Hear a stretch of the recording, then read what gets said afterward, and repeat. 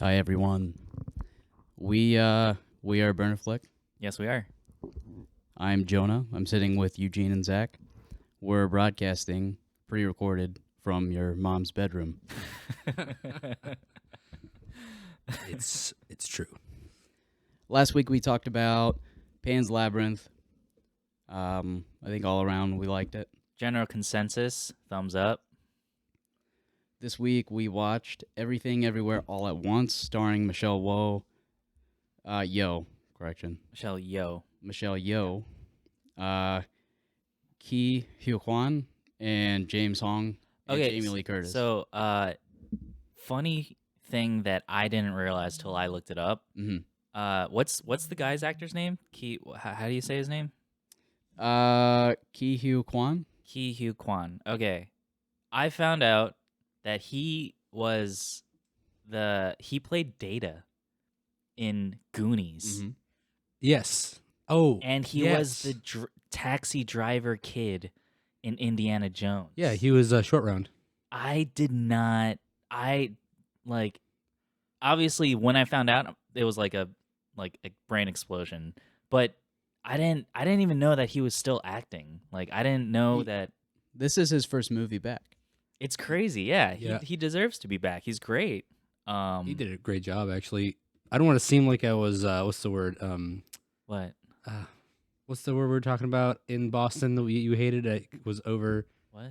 Are we talking about gaslighting? Yes, I was. I felt like I was gaslighting you, and I said, "Yeah, that was him." How did you not know that? Mm-hmm. I actually did not know that until last week, and I saw it on Twitter. Well, that weekend in Boston, we just kept using gaslighting in the wrong way. But I feel like that was the joke, right? That was a joke. Okay. Also, Boston Terriers in Boston are just terriers. Yeah. And Boston Market in Boston, they're just markets. Yeah, they're just markets. It's true. Anyway, or Boston cream pies is cream pies. Cream pies. Yeah. Anyway, again, immediately start digressing, and we should maintain. Yeah. Wait, so Jonah, what drew you to this movie? Like, why? What compelled you to have this be our pick for this week? So it's in select theaters right now. Mm-hmm. And we probably wouldn't have a chance to watch this unless we either traveled far away or waited until it came out on HBO Max. HBO Max. Yeah, streaming or something. Yeah. It's supposed to be coming out around May. May? Yeah, I read. Literally next month. Yes. Okay. All right, cool. That's the sad thing about it. Like, anyway, sorry. Jonah, keep talking. I apologize. So I think everything behind this movie, the Daniels that directed the Swiss Army Man with Daniel Radcliffe mm-hmm. and Paul Dano. Mm-hmm. Which, that's probably one of the most original movies I've ever Definitely ever original, yeah. Yes, it was. Yeah. So original. I was questioning myself the entire time.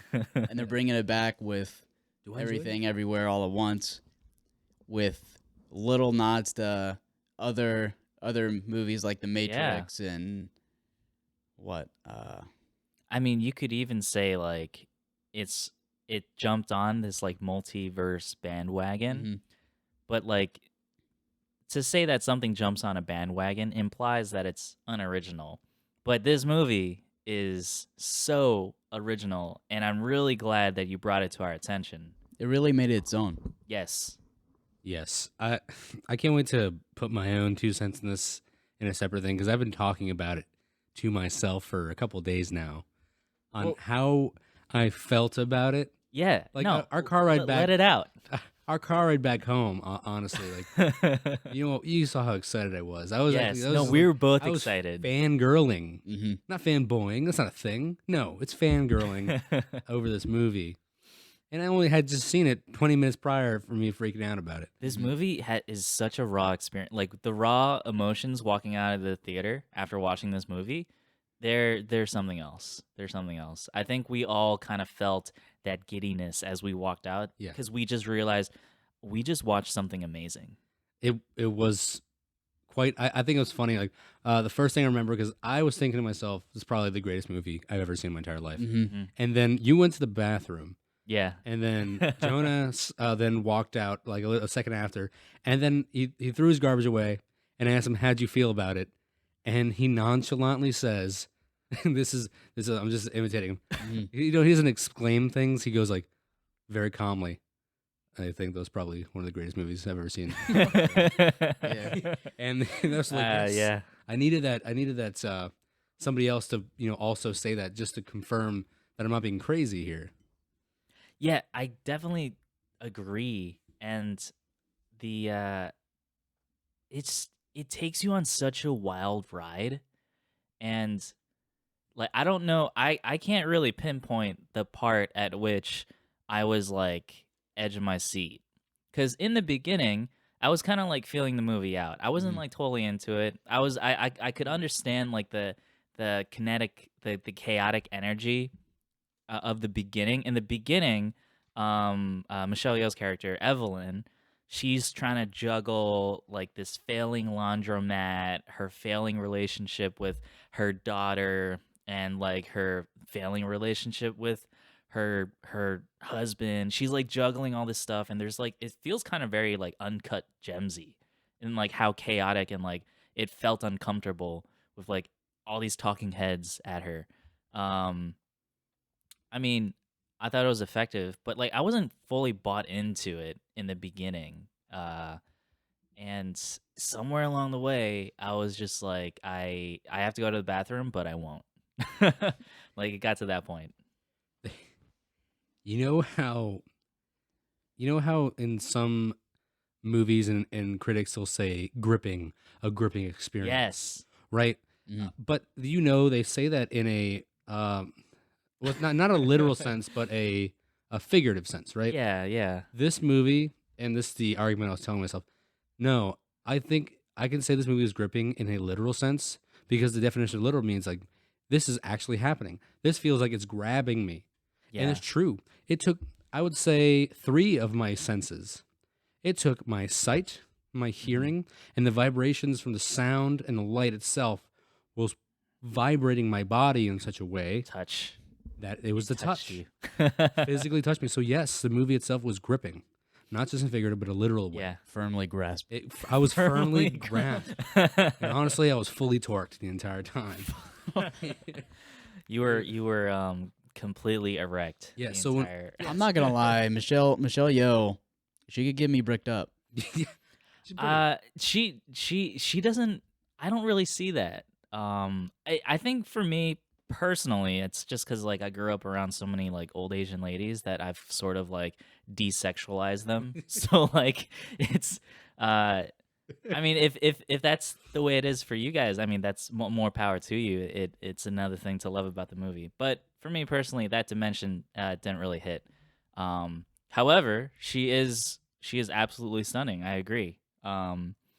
But like on top of that, like I don't think I've ever seen Michelle Yeoh do a truly dramatic like this because this movie she goes through so many ranges. She does a lot of the dramatic, like sad, also like a lot of the type A personality, like I have to control this, I have to get this right. Mm. And at the same time, there's like comedic moments too. Mhm. And then there's also moments where she taps into like the emotion and trying to reconnect with her daughter. So like she does so much in this movie and she's so good. And I realized that I haven't really seen a lot of Michelle Yeoh stuff. Like the most I can say is like that one James Bond movie and Crouching Tiger, Hidden Dragon. Like besides those two, I've never really seen Michelle Yeoh. She's do most recently in Shang-Chi, Legend of the Ten Rings. Oh, she's in that? Yeah, she was their aunt. Oh yeah, you're right. Yeah. Okay. I mean, again, it says with her. She was essentially a featured star in the film. But still, I mean, a big part of it. But it's really good how they found her like a role, which is really good. They were talking about how I forgot what production companies, but are trying to hire the same martial arts experts they use for this movie. Who? Like choreography. I forgot where I read this. I think it was on Twitter. The choreography, though, we should talk about that. I think it's a good idea. Yeah, you can begin. I actually don't know where to base this starting right now. So, specifically, like, I feel like at the core of the movie, there's like a very strong framework of like stunt work, a strong framework of martial arts, a strong framework of like action in this movie. I feel like the movie, it kind of plays in if you look at the commercials for this movie, it kind of plays up like the kung fu, like limitless style of like, oh, like accessing a part of your like interdimensional self that's like really good at martial arts. It kind of has that like Matrix feel, like oh, I know kung fu, like that whole feel.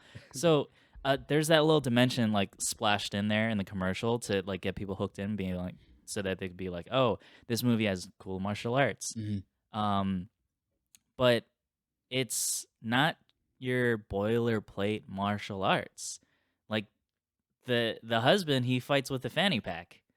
And there's an entire sequence where like these dudes stick things up their butt for like extra martial arts power. Like, and like it's and like the martial arts in this movie are so out there and so fucking wacky that I don't think like it's not your boilerplate. It's not normal in the best way I could say that. It's just not normal. It's really weird and interesting.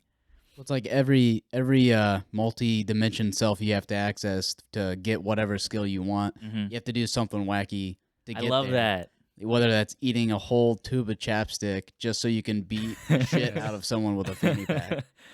I fucking love that concept. Drinking. What did she drink? A whole what was she drank something. I think it was a gallon of milk or something like that. Oh no, the soda, orange soda. Yeah. She drank the orange soda so she could what? I don't remember. Oh my god, there's so many. I don't remember. There's so the baseline of this movie is right, like different dimensions, from an infinite timeline, have learned ways to communicate, not communicate, but to connect to different dimensions. I believe it's the alpha timeline. I keep saying timeline. The alpha dimension. Yes. They are the ones who discovered the fucking how to communicate with the other ones first. Interdimensional travel. Yeah, sure. Yeah, that. A lot of Rick and Morty vibes, by the way. Yes. And that I feel like that goes more getting off topic here with the Rick and Morty. All right, we'll talk about that in a second. What were we talking about before that? Oh yeah, like the basis of like, hey, what is going on here? Why is this a multiversal film? Oh, that's a really good question. Like, why did the directors choose to tell a multiversal story? No, I was just talking about this is why it is like this is what makes it a multiversal story. Oh yeah. Like I was talking about how the alpha universe. Yep. And and their idea is that anything you do can pretty much like bring you to an alternate timeline, an alternate universe, which every choice theoretically makes sense. Every world, every cause has an effect in any universe whatsoever. So me, like in this, we have a glass of water on the table. Yeah, I dump it on the ground, and somehow that makes me able to fly. There's ways. There's different multiple or an infinite outcomes of or degrees of Kevin Bacon when it comes to this. But that's the whole point of the movie. So in one scene, she's drinking a bottle of a soda, and then she's able to have a maximum lung capacity because it allows her to communicate with. Oh yeah.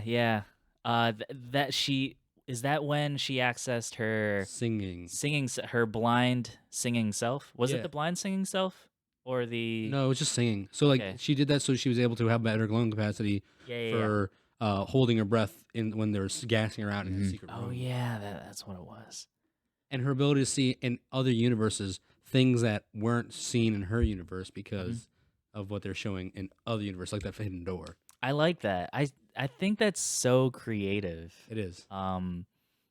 Accessing power by doing weird shit like that. That's really creative. The what was I gonna say? Can we talk about some of the Rick and Morty? I guess The existential dread. the Rick and Mortyisms Yes. of this movie. Specifically, the main reason why the daughter is like trying to destroy everything. Because Yeah, their original thing, and for the first half of the movie, you're thinking this is their point is nothing matters. yeah, And then you're thinking for half the movie, like, damn, nothing. Even if this wasn't true, mm-hmm. the idea of this being true, even in a singular dimension, even obviously makes it even more of an explanation. Imagine this: there's infinite universes where anything can happen, so it doesn't matter. Yeah. Now there's just one. It really matters even less if you think about it.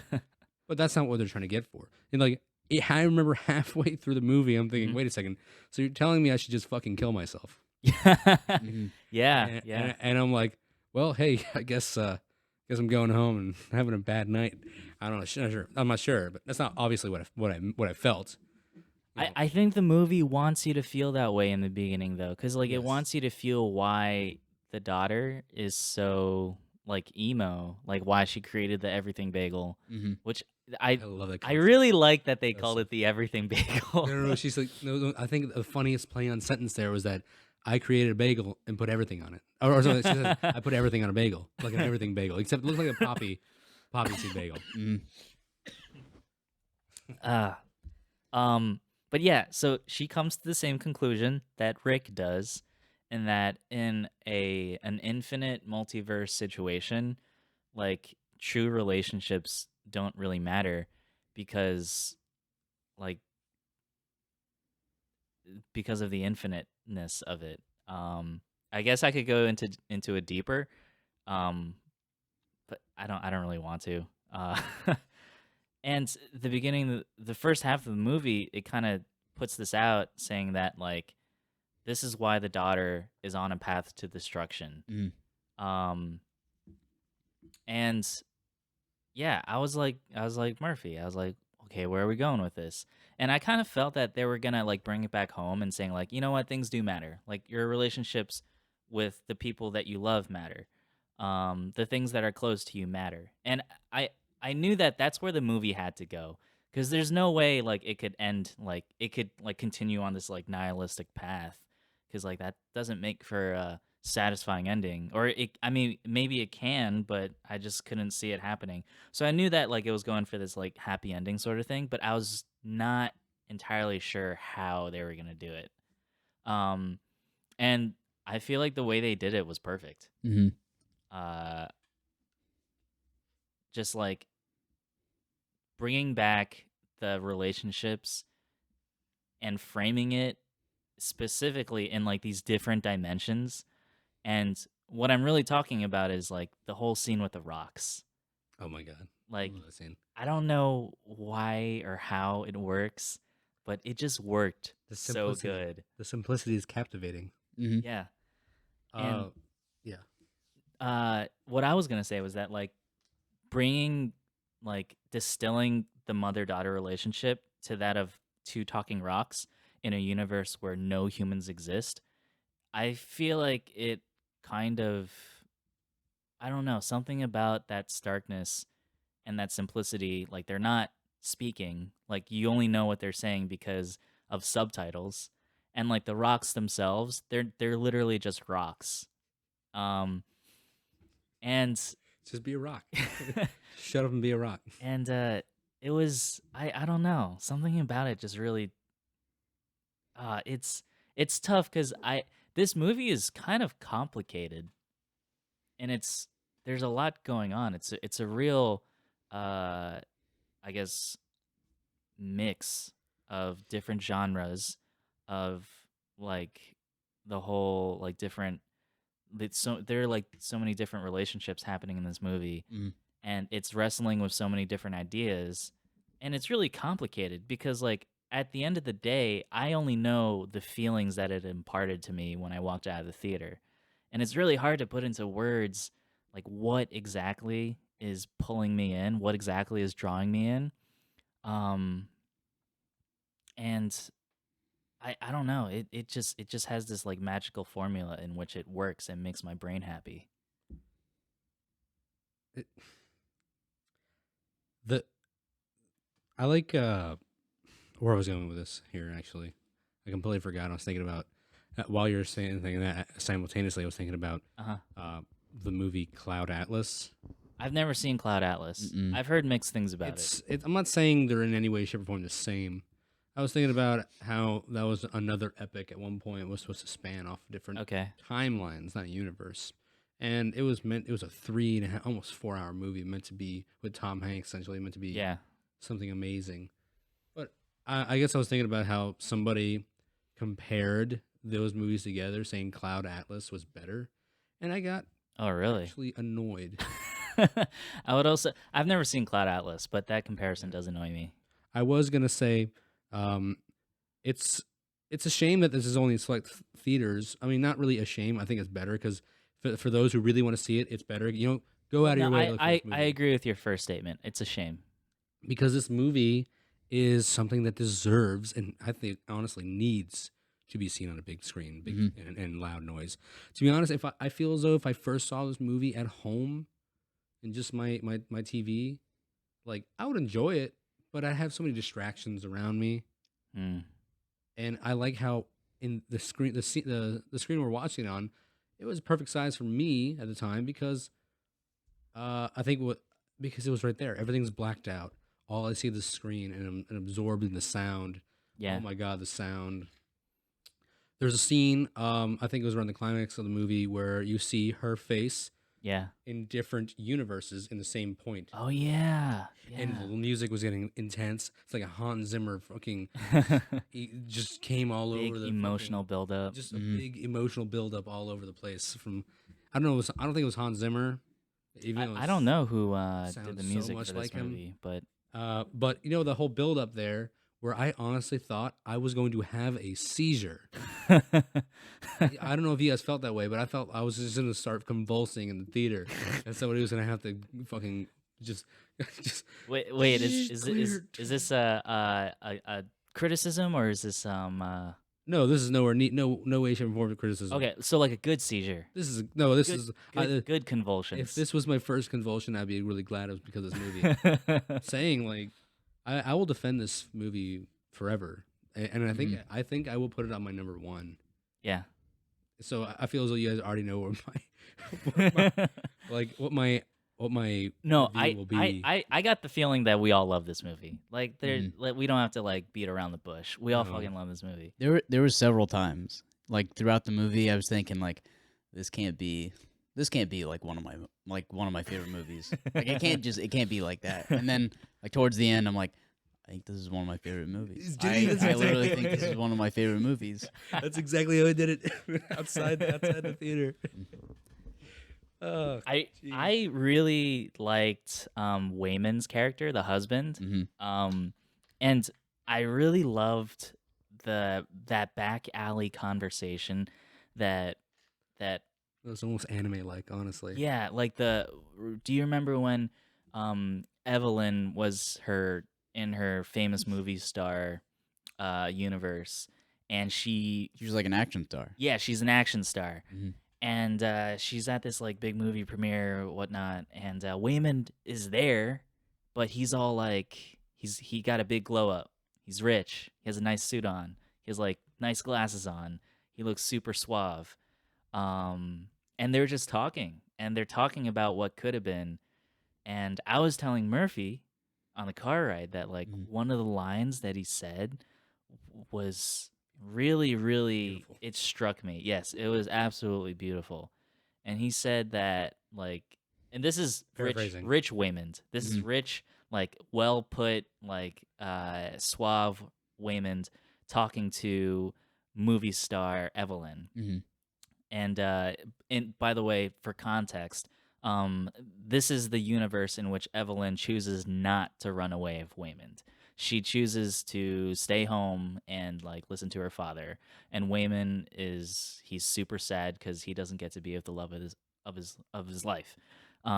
In this universe, Waymond comes back and he says, "I would rather be running a failing laundromat and doing taxes with you than continuing to live this lavish lifestyle." Like that was crazy to me because earlier, like Evelyn's character, she sees uh her superstar dimension and she sees how like her lavish movie star lifestyle is like it's so attractive. Mhm. It's so desirable, and she begins to like even more so like not really enjoy her husband. Like even from the get-go, she didn't you could tell that she wasn't really a big fan of her husband. She just kind of deals with him. She's just kind of like She was very pessimistic. tolerates him. Yeah. Yeah. But then like that whole conversation and Wayman giving that line, it really put it into perspective that like um sometimes relationships are more than like the success of life. Sometimes like relationships can mean going through difficulties in life. Mhm. Yeah. I really like that. That really touched a nerve with me. Almost made me shed a tear. Yeah. Yes. The movie itself, like, it was really times in which, like, it really sounds weird because a couple of years ago, Martin Scorsese talked about superhero movies as if it's not real cinema. It's just a. Oh, come on. He said this. Like, it's not real cinema. Yeah. It's just a theme park ride. And you know what? The weird thing about it is, you know what? That's okay. I feel that's okay. Mhm. I feel Okay. it's actually completely fine because, you know, at this point, these movies are meant to be enjoyed. Yeah. Like, that's what the whole point is, right? Cool. And even if they put a really good cinematic value and production value in a movie, it makes it good. But I'm thinking about how the last movie that made me feel that emotional Mm-hmm. was the end of Endgame, when Yeah. Tony Stark dies. You know, I say that as not because it was like super compelling, but because it was my childhood. Mhm. You know, that was about 10, 11 years, 12 years of like a childhood build up to that very scene from the beginning of Man 1 to the end of Phase 3 right there. Yeah. You Uh, grew up with these characters. I A grew up lot with of, this character. lot of investment. Yes, and of course, and seeing your heroes, essentially, you know, I will say, was my hero, definitely. Yeah. You know, die like that, it makes you emotional. And honestly, I was holding it back a lot in theater at that point. But then you see this movie where there was no build up for me. I really, what made me really want to see this movie, I actually was because I saw the trailer a long time ago, and I think I was trying to watch. I think that movie came out. The trailer for that movie came out when Shang-Chi came out. Oh, really? Yes, I Okay. think that's my first time seeing. That was about 5 months ago. Okay. I'd say Yeah. about 5 months ago. And I didn't think anything of it. I thought it looked good. I was like, hey, that looks pretty good. I think I want to see that eventually. But then I saw nothing of it for a long time. Mhm. I would agree with you. Right. I had a very similar reaction to Right, the like, hey, trailer. this Like, hey, looks- this is exactly. Looks Looks interesting. It's kind of quirky. A24. I might give it a shot. A24, you know, to be honest, has given out a good amount of good movies recently. Yeah. Mhm. Even Uncut Gems, pretty good. Uncut Gems. Uncut Gems. I personally hated Uncut Gems, That's okay. but I like it. It's still an amazing film. I think it's. I hated it not because it's bad, but I hated it because it made me feel so fucking uncomfortable. And I You think hated- that's the point of the movie. Like the People point. disliked it because Adam Sandler thought he was going to get an Oscar for it, which he very well could maybe have. I think he No. I think he deserved it more than Will Smith. Let's be honest. Well, Yeah. I can't say that because I've never seen King Richard. So I saw it. It was just another. It's just another movie that Will Smith played another person of you know, Like- famous background or just of a cultural like Is it like Oscar baity? Like, is it like It was how- definitely meant to be an Oscar-winning film. okay? It was definitely built that way. Did I'm you not like saying, it? yeah, I liked it. Okay. I'm just saying, like, Will Smith has done so many things just like it that why did he win it for that one? Hmm. He should have won it for many, many other movies. Should have won it for Ali in Ali was good. 2005. I've Ali never, was good. never seen Ali. Should have won it for that one. But Mm. no, he was too young for it. Because everyone knows that men do not win Oscars before the age of 40, and women do not win Oscars after the age of 40. Oh yeah, Unless if you're like that's a good point. Katharine Hepburn or something. Yeah. Fun fact: Katharine Hepburn was born in Hartford and died in Old Saybrook. Oh really? I didn't know that. Yeah, Huh? that was a fun fact. Had At no like idea. 96 years old, I think, Lived a good life. something like that. Anyway, where did I go from there? I don't know. Where was I? What was your guys' favorite multiverse that they traveled to? Oh, How about that? Okay. you go first. Unless you're asking us first. Okay. So honestly, like the rock, the ones where they were rocks, I was so unexpected, Yes. and the payoff was so good. Yeah.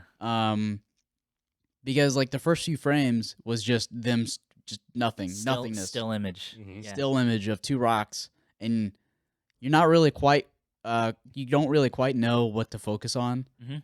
until the blurbs come across the screen Yeah. of them talking to each other, and you're like, these are the two rocks. Yeah. They're the two rocks. Yeah. And I think the whole theater started like abruptly laughing. Yeah. Mm-hmm. I think between that one and the hot dog finger universe, I was love the hot dog finger. such How a did we forget about odd, this? such an odd, weird, and like like gross feeling. I can't believe I had myself thinking, is that mustard I went to you guys like and slowly. ketchup. Yes, the mouths.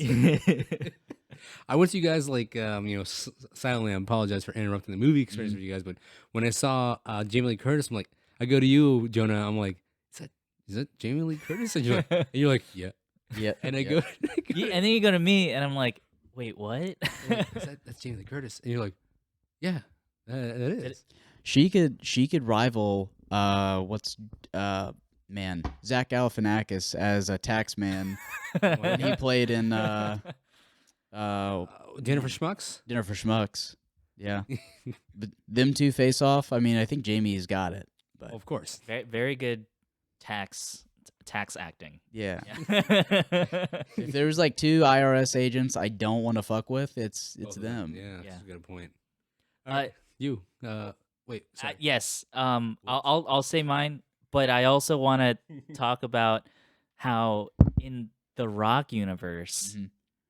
I just really love that putting googly eyes on her Rock was like a major step in like emotional like I just really like that. And It also shows how much The she was Google- in control of her power at that point too. Well, yeah, also that's that true she was too. letting go. She wasn't taking everything too seriously, and yeah, She's like, "You're right. Nothing fucking matters." you can be who you want to be. Go do what you want to do. Don't let me control you. Don't let me stop you. yeah. Her daughter just comes to the rock universe. Just be a rock. Just shut the fuck up and be a rock. God damn it. She's like, "No, get over here." Anyway, So I think I might have already said a lot about this universe, Yeah. and that kind of like gives it away. I really like the movie star universe. Mhm. I really like it just because of the relationship payoff between Waymond and Evelyn, and there are a lot of things in a movie that can like grip me. Just like straight up like cinematography, like really good acting, really good. But like for me, what tends to grab me the most is very well fleshed out, complex, and emotionally cathartic relationship. Like that is what really like takes me into a movie. It's part of the reason why I hate uncut gems. that's fair. That's okay. But That's not the type of movie I'd fight you on, to be honest. yeah, Really, I enjoyed it, but I've only also seen it once because, again, yeah, it made me uncomfortable. So I don't really feel like I need to see it again. I'll Just watch rewatch. it again. I'll watch it again just to torture myself. But also Julia Fox in that movie. Oh my god. Yeah. She is ridiculous. It's ridiculous how hot she is in that movie. And now she's just Like she is just dripping like sexual energy in that. Anyway, yeah, for me, it's the movie star universe. Just because like of specifically that the conversation between Wayman and Evelyn, like that whole dynamic, it had me at the edge of my seat. It was like pulling at all my heartstrings. Like everything about that worked for me. I loved that part. I agree with you 100% on that one. Yeah. But I'm talking about the same. It's not my favorite scene Yes. or universe, but I'm talking about the movie star one. Did it get anybody else? How we're still in part 1 of Everywhere, right? But everything. Sorry. Yeah. Part 1, everything.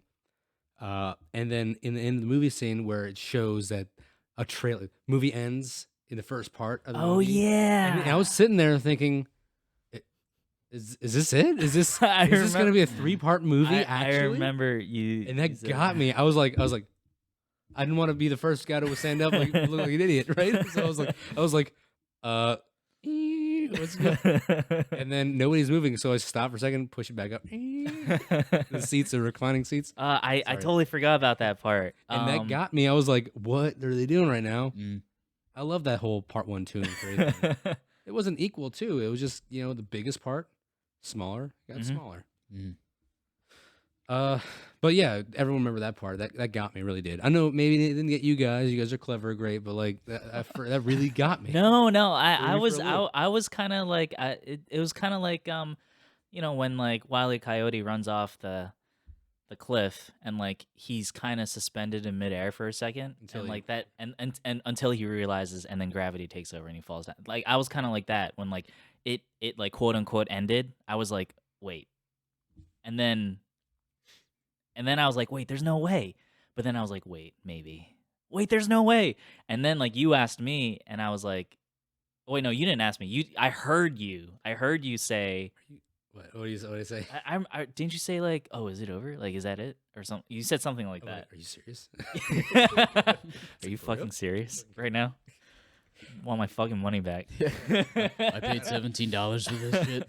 If you haven't seen this movie, this is your fault because your fault for whatever. Anyway, This movie should be seen by everybody. By the It way, needs like to it be. should be out in more theaters. People should know more about it. Like this is the type of movie that America should be supporting instead of like shitty sequels and like yes, originality. yeah. That's the biggest. We That's the always biggest thing about it. It's complain original. about how there aren't original. Well, here's one right now, and it's great. And even if you feel it's derivative of other things, just know the multiverse idea wasn't made by the Marvel Cinematic Universe. I don't give a shit about that. I'm gonna go see Morbius. Oh my! Did we tell you? Oh, we did tell you. No. There's a guy in our shop, and he loves Morbius. He was head over heels for And Morbius. you know what? He even pronounced it wrong, like Mobius. Mobius. He Yeah, called it Mobius. chair And Yeah, like DC. he would say Mobius, and I'd be like, oh yeah, like I heard Morbius was not that great, and then he continued to say Mobius, and I was like, okay, Yeah, I found my new favorite Marvel character, Mobius. I went to go see it yesterday. I think it's probably my favorite movie now. oh my god, You know that movie is probably going to just completely destroy anybody and everybody's career that deals with it because the movie itself is. Honestly, I feel as though we should watch this movie just so we can tear it fucking apart. I don't want to pay. I'm willing to waste money. I don't wanna tear pay this to watch fucking it. movie limb from limb. I heard it wasn't. It's not even a movie you'd go to see just because it's so bad. It's the point. It's like the type of movie that it's neither really bad that it's good Yeah, or good. It's just this It's bland just- product of Marvel. it's not even in a slightest good. It's not even good enough to be a guilty pleasure. You know Yeah. how like there are negative calories? I feel like this is like negative entertainment. Like, These are the complex carbs movies. You don't need this. oh touch it. god. Listen, how about this? Like when Morbius comes out on streaming, we'll do it. We'll do it. Okay. They have to soon. I'm sure they're gonna make losing so much money. It's been out for a week. I don't even think it broke. I honestly don't even think it broke $100 million. Honestly, I feel like if I put it on in the background of me like folding laundry, I still feel like I'd waste my time. I feel like my TV would blow up. Random my ears are bleeding. Your cats God. are, your dogs and cats are running all over the place. Like, what is going on? Anyway, I haven't seen it and I already hate it. Yeah, no. This is one of those situations where I don't need to see it to hate it. Like I hate it and I won't see it. That's how much we hate that movie. We're going off on a different tangent about another And I movie. just like the fact that Fitz likes the movie makes me hate the movie more. Like the fact that I know there is a person out there who like thinks it's amazing. Like I'm angry at the movie for tricking someone into believing that it's actually not garbage. What if Easties gave you this movie on DVD and said, "Here, check this out. It's a really good movie." Oh my god. What would you do? I would be like, Easties, get out of my apartment. How'd you get in here? First, how did you figure out where I lived? I looked at the old recall sheet, muster sheet. Oh my god. He's a egg hanger on my old boat. He's actually retarded. But we enjoy him for laughs. He's not a bad guy. He's just disgusting. He's just stupid. He's a character. And lazy. Anyway, What what I wanted to ask you guys. Sorry, did we get to your universe? Yeah, what's your yeah.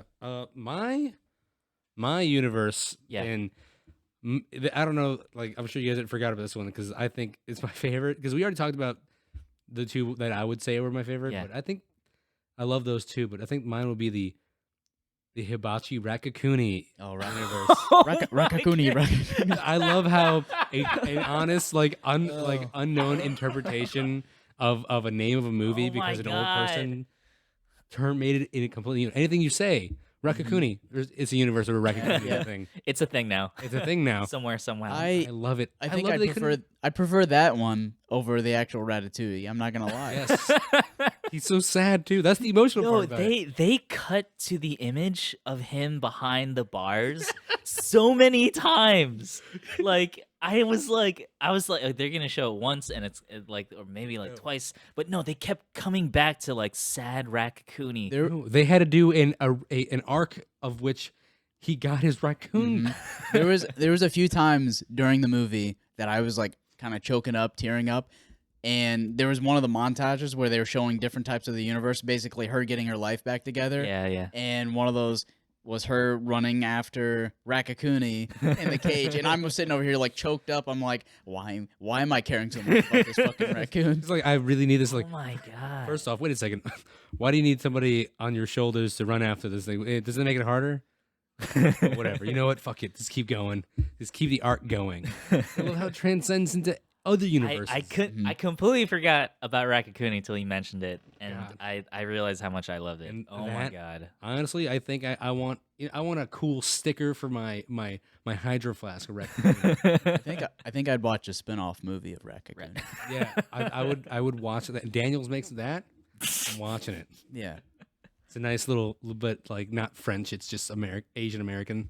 Yes. I like you hinted at this. Like, but the whole idea of creating this whole entire lore and like this whole entire arc for a tiny piece of the movie, but then they made it so good that like you're still 100% sold, and like it's like still a better love story than Twilight. Like it's like how like There's more emotion from that raccoon than Kristen Stewart in all four of those movies combined. I think there's 5. Oh my god, there's 5? I think there's 5. All 5 of those movies Oh, combined. it's because the last one was like part 1, one, part 2. two. Yeah, you're right. That's And so all- dumb. Oh my god. But like, think about it. Like this obviously animatronic puppet raccoon, which they easily could have done CGI. But like, no, is funnier and means more to anybody else if we use like a Baby Yoda type animatronics. Yeah. In I fact, this hat. I did like that. Everyone saw the hat of the fucking Hibachi hat. It was obviously like a raccoon shaped hat. Which at first, I will admit, I didn't realize Me neither. at first until he goes in the scene in the back behind the kitchen, sees the raccoon there, Yes. and the fact that the cops are taking You cops are You taking. guys didn't notice that? He had Not at first, no. the tail was sticking out of his hat when he was I cooking the didn't- food. I didn't. I I'd didn't have realize to. it. I'd have to watch it again to catch that Oh shit. my but no, I gosh. did not notice. I was s- just I- like, There's so much going on in this movie. It's really, really hard to focus on one thing. there is so much going. Like visually, like in terms of like auditorily, like it's so much like There's- sensory overload. I'm telling you, like I said, gripping physically. Yes. Literally gripping, not figuratively. Like, yeah, of course, sure, figuratively, maybe. Like, there's other words to describe that part, but physically, it was gripping me. Like, I felt like I was gonna float out of my seat during that face scene where the different universes face, and I was like, oh my god, my mind's fucking Yeah. blown. So like it's a very simple thing. It's not like a very like complicated thing they did with the lighting. And specifically what I'm talking about is like there are a couple like really short like scenes or shots of main characters' faces, and there's like a rotating like RGB color like being cast on their face. Mhm. And that's not complicated to do. Like you just really need like a changing light source. But I just really like, I don't know, like even such a simple like directorial choice as that, it just worked for me. And again, like in a shittier movie, like this would have fallen apart. Mhm. Like this movie is like it's almost impossible to pull off with the level of complexity in like how they have all these crazy themes, but they're also like comedic about stuff too. You It's- in the car, you said that this movie was like an Olympic gymnast doing a double like somersault in the air. yeah. Landed perfectly, or anything could have gone wrong at the end Yes. there, or in somewhere in between this entire, event and this entire jump and move in their thing. The movie Something sticks could've- the landing. It fucking sticks. What was really cool about it too, they didn't spoon feed any of it to you. Yes. They just it's like it's either you understand it or you don't. We're moving on. We're moving on. You either catch the tail or you don't. Yeah. Yeah, there's some people like Hannah. Mhm. I don't know if you'd have an easy time understanding everything. I don't blame her. Like I feel like there is a decent like chunk of the movie. Okay, maybe saying that's wrong. There are certain aspects of the movie that don't they don't really wait to explain. Like Jonah just said. But I don't think you're penalized. I don't think it No. necessarily No. takes away from the overall experience. You don't need to catch all the little details. However, like catching the little details, it's like little like nuggets of joy, like little morsels of like satisfaction. It's like an Easter egg hunt, It's like, I enjoy, literally- like, Yeah. I'm enjoying the day already, but here, look, some eggs and candy on the ground. That's cool too. It was nice too, like at the the climax of the movie when she's going through that like gauntlet of people, like Oh, at the very yeah. end to get to her Yes. daughter. Yeah. Every one of those were like previous people that she's had to deal with in her life to get to that moment, and in other multiverses that she's had to deal with Oh, and had yep. interaction with. Yep. And in different ways she had to apply herself in different multiverses or like use different skills to successfully combat those people without actually Yeah. Yeah. fighting them. Yeah. No, Go you ahead. you go. Mine Me was go? Me go? You You go. go? Mine's completely unrelated go. in a way. You go.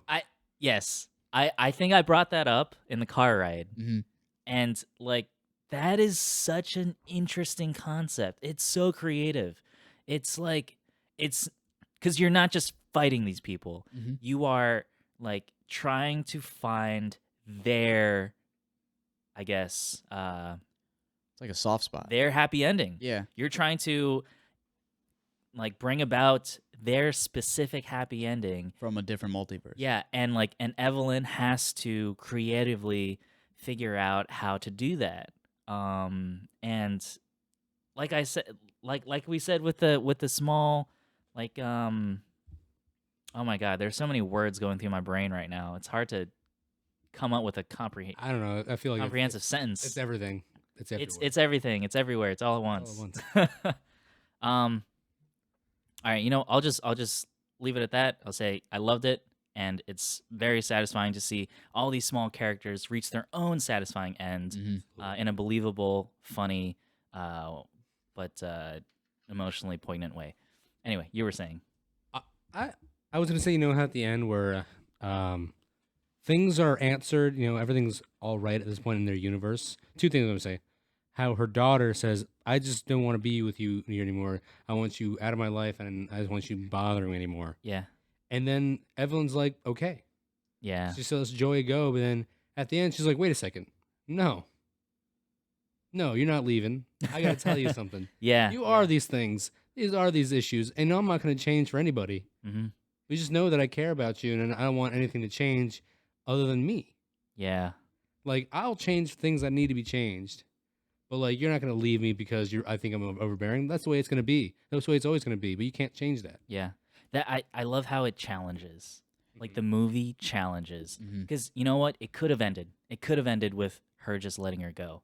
And, like, that could have been the big, quote-unquote, lesson. But no, the movie is actually interested in something a little bit more complicated, something more complex. I think that's a big trend, at least nowadays, with the parental figure. Okay, yeah. Like coming to terms with, hey, maybe they are overbearing, or hey, maybe they are not the greatest parent in the world. Like Turning Red or Coco, or I haven't seen that one. Turning Red's good.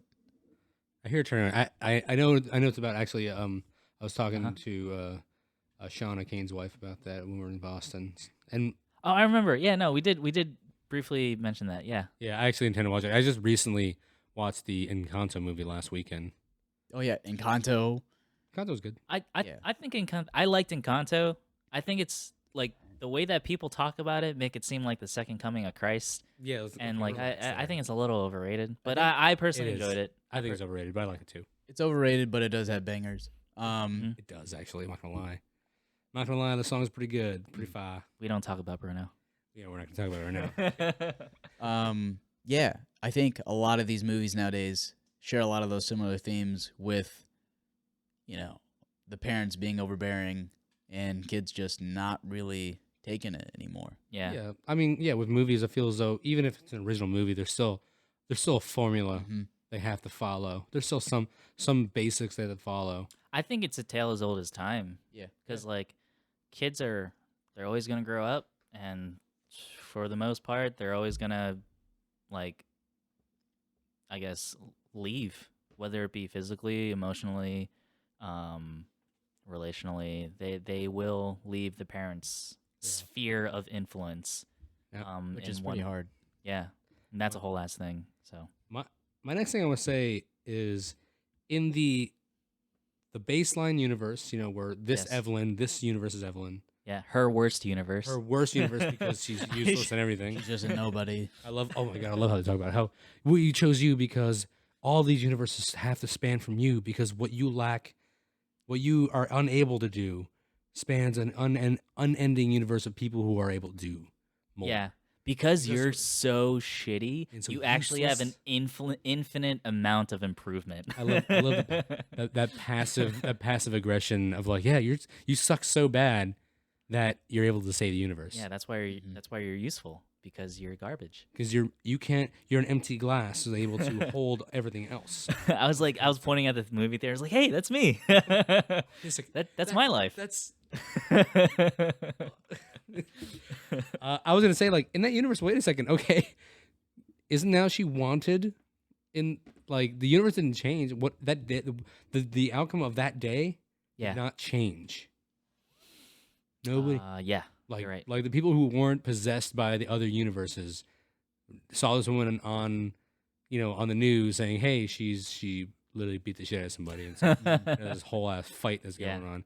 What happens with that? Am I missing something? No, I don't. I don't think you're missing something. What I think is the movie doesn't really care about It is a movie. Yeah. about well, Closure. I don't want to say just because it's a movie, because like some movies, like they require it to make logical sense. Like they require for all the pieces to fall in the right place, like like temporally, logically. Some movies require that. Other movies don't really need that.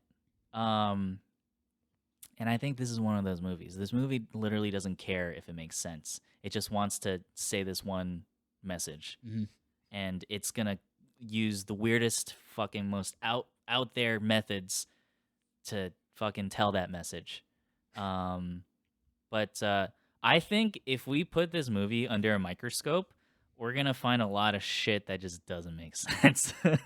Yeah, I feel like I really need to see this about 9 or 10 more times. You should take Hannah to watch it.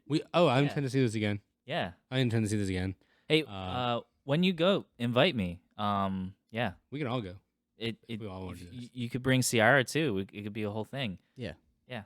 just I'll invite Fitzhugh. All right. I think I wouldn't enjoy myself. You don't think you would? Not with him. No, Fitz. I'm not bringing Fitz. Fitz. By the way, Fitz is the guy that loves Mobius.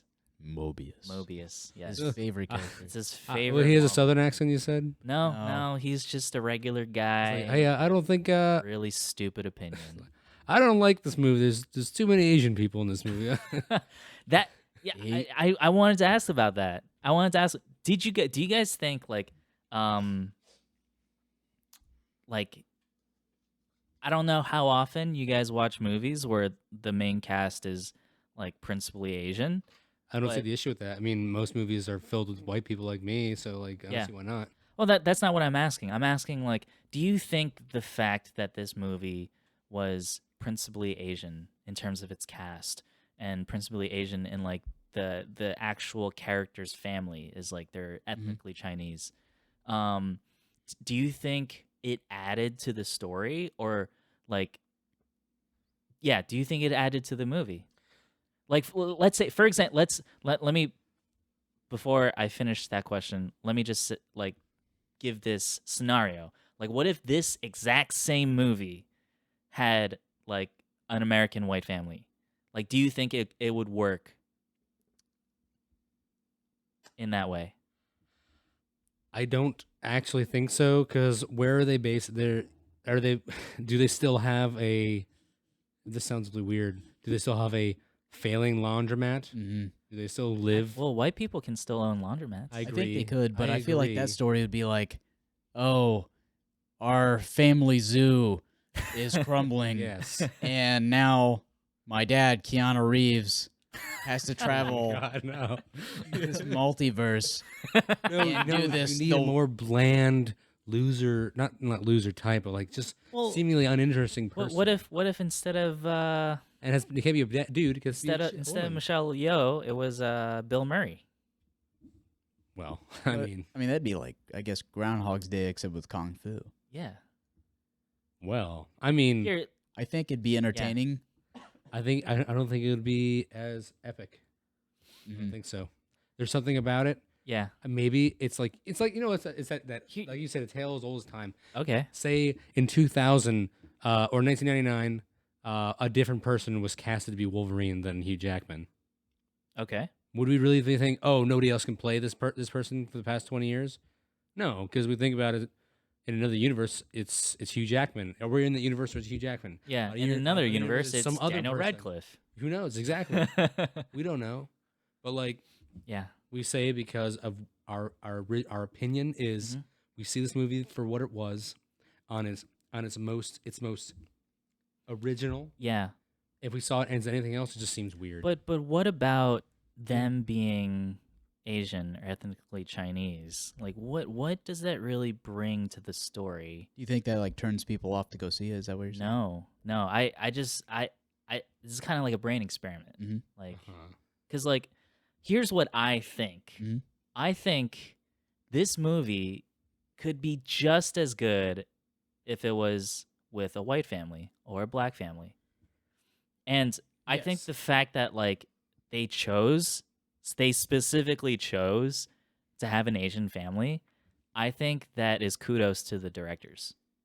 Because the directors, they had an idea for this movie, right? They're like, let's have this multiverse story where like at the core is like the relationships between mother and her daughter, like wife and husband. It's gonna be like grounded in like an emotional sense, and it's gonna be completely out there in like a visual and narrative sense, and it's gonna be fucking crazy, and there are gonna be dudes with their balls hanging out. We'll blur out the balls. Yeah, there really was nothing cultural about it. Yeah, it doesn't need to be any specific culture. It had nothing. It was just... They just chose to have Asian family because that's the fucking bold choice they made.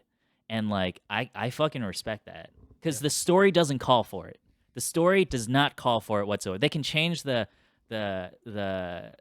Chinese New Year celebration. They could change it to fucking it could be a music July store. 4th. I don't know. They could change it to it could be... Oh yeah, they could change the laundromat to a music store. Or a garage. Yeah, they could have made it Jiffy Lube. anything. Because like the actual bones of the story doesn't it could be any ethnicity. And I just really like that they chose to go they lost money on choosing an Asian family. Guarantee it. They lost money because there are people out there who will see an all Asian cast and they'll be like, it's not for me. Like there are people out there who think that way. Oh, I'm not gonna be able to understand a single word they're saying. Yeah, and Fucking exactly. Yeah, stupid the people. part of the movie is in subtitles. And like that's a demographic that you're gonna lose if you choose to have an Asian family. And the fact that they chose it anyway, I'm like, hell yeah, like that. I would like to see more like movies with Asian families that could be black or white. Doesn't need to be an Asian family, but you know what? We're gonna fucking have an Asian family. Like I like that personally as an Asian person myself. Yeah, the representation's really refreshing because there is so like media in general is like extremely whitewashed. Yeah, and it's getting a little better these days. It's definitely getting better, but I don't think it's at the place where it should be. I agree. Concur. This I like seeing. I guess before I don't know if we're gonna wrap it up soon or not. I'm not trying to. Mm-hmm. I think we are getting there. I was on Twitter. You know, I'm an avid Twitter person, and I like seeing people's what are people saying on Twitter? Well, it's actually a lot of people. Everybody's saying it's really good. Everyone's saying movies beautifully made. It's an epic. Like same things we're saying. I've yet to see something super negative. Mm-hmm. I've not seen anything. Like some people can have negative comments, and that's okay. Yeah, there's always something to pick at. This movie's nothing's perfect. True. Nothing's perfect. Yeah, if you are susceptible to seizures, you should probably not watch this movie. Yeah, I was like, I hate this movie because I got had a seizure and shit my pants. Oh, shit. Yeah, I would hate it too, bub. And I'm in trouble for it. Except, but you know, a lot of people say it, and then I was actually as weird as that. I immediately tweeted out this movie. Like, I think this is the greatest movie the world's ever seen, and it'd be very difficult for anybody to top this for a very long time. Mm-hmm. And then, you know, one word, the actor Dylan O'Brien. Yeah. He was in the Maze Runner series. Is he like the main character? Yeah, he's the main character. I've never seen Maze Runner. Yeah, it's what I don't think he's like a huge actor, but you know, it was just a random tweet. Yeah. And he said the one word he used, astonishing. Wow. And you know what? It was like, wow. Yeah, he's right. I mean, like, it's a word everybody knows this word astonishing, but I think it was just all caps, something astonishing. Yeah, he's right. I agree with that. I was astonished. Yeah. Unflinching, like you said, it was bold. It was what are words you're using? It was bold. It was brave. It was what's the other word? Bold and brash. Bold and brash.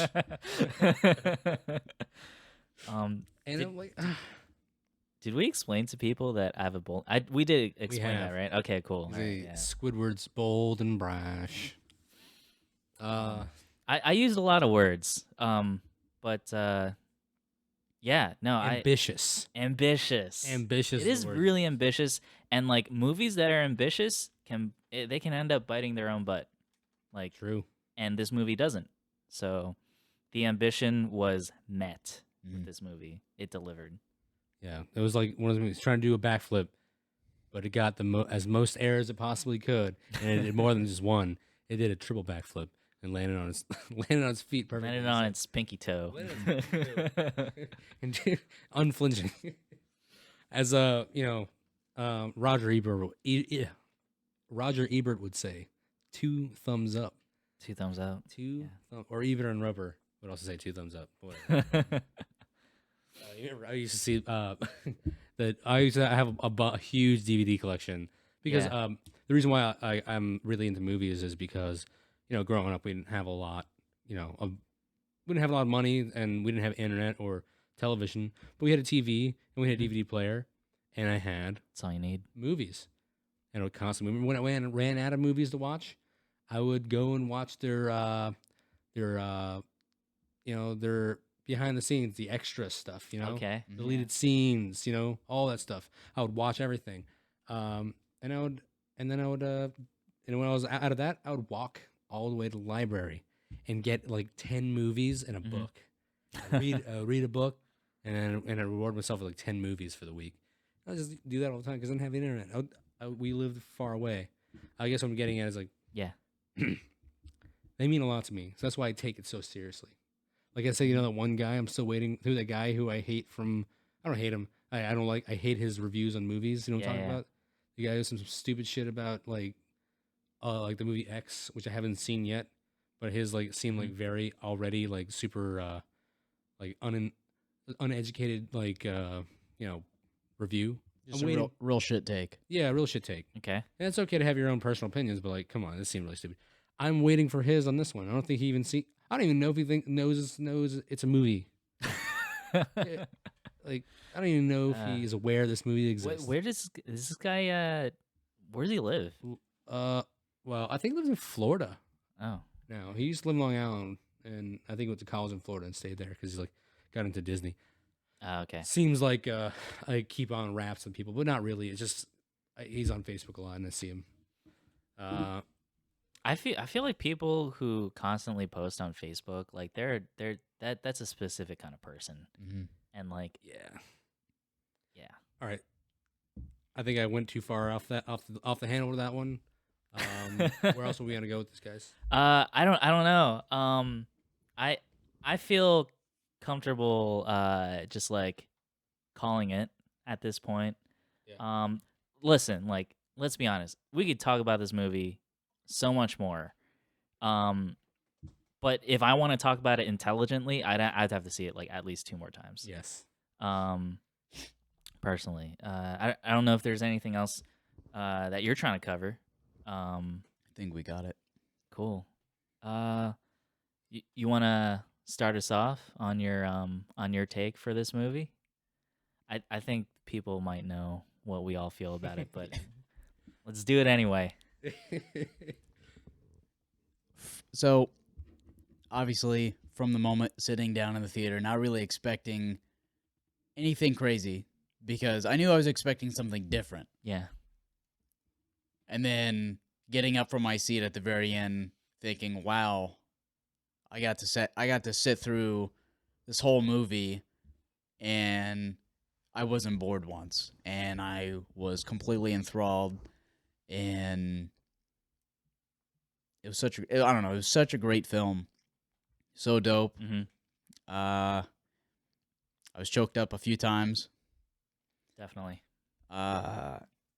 Yeah, I don't know. I think, all in all, I don't like giving movies like a 10 overall because I feel like there's no greatest movie of all time, but I think it's a 10.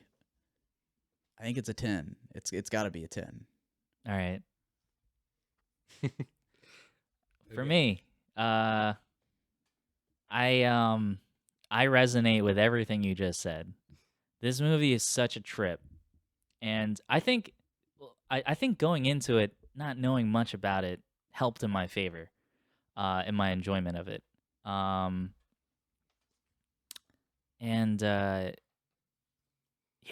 like it hit every like string in my heart at just the right frequency to like make me sing its praises. Like this movie is great.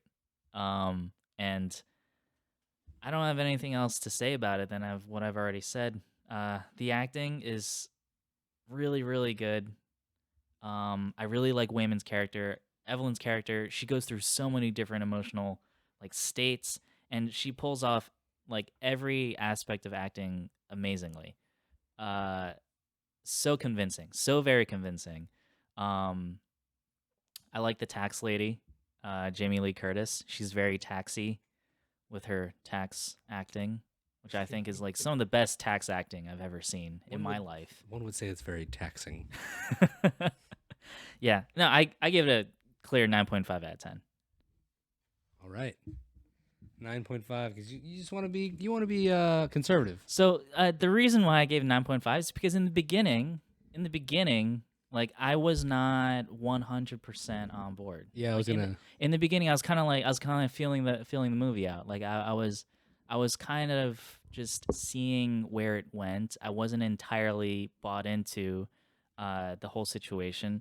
It had like this, like I said earlier, uncut gemsy feel to how it was trying to portray her chaotic mind and her chaotic situation, with like the soundtrack, with the editing and the cutting, and like how quickly the actors were speaking to one another. It was trying to go for that like uncomfortably fast paced, like frenetic lifestyle that she lives, and like her juggling all these different things, and it's causing her strain. Like it was trying to convey that. I get that.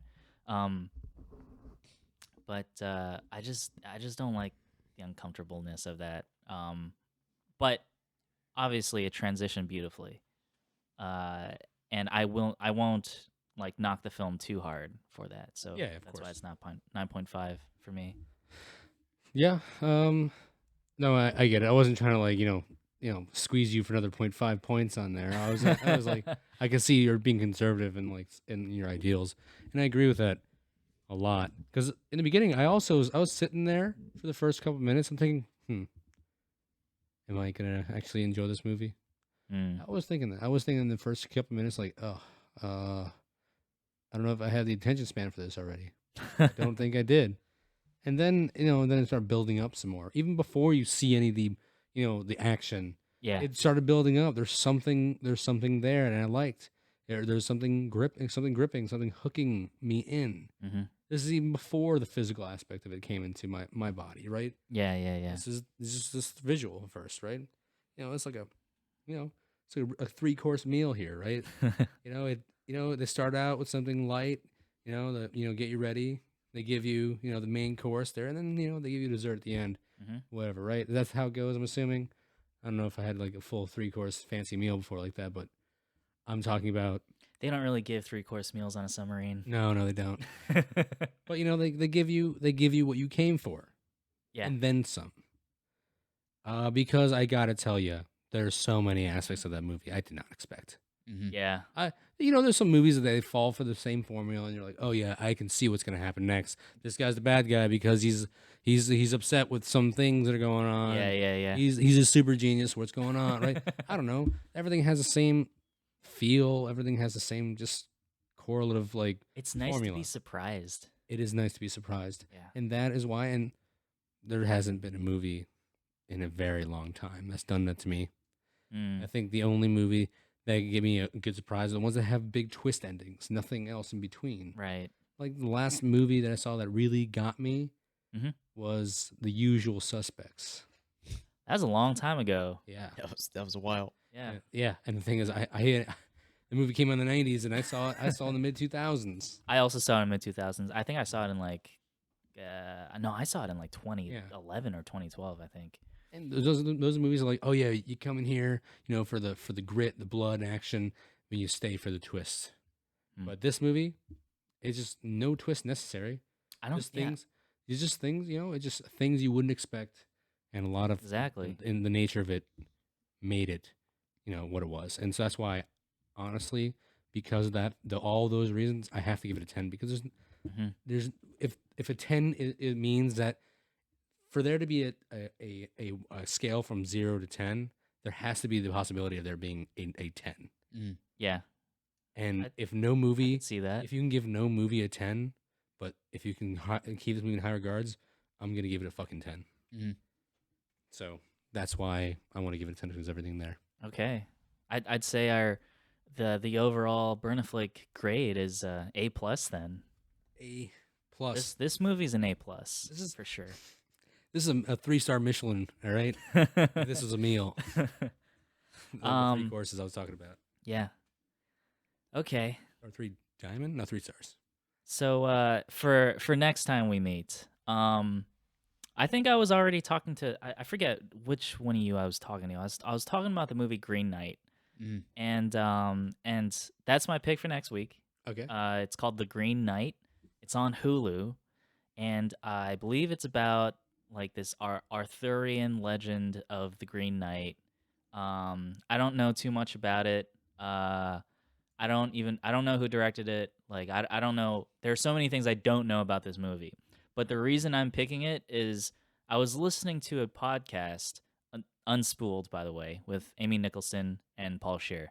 And they were talking about like their personal like picks for the Oscars.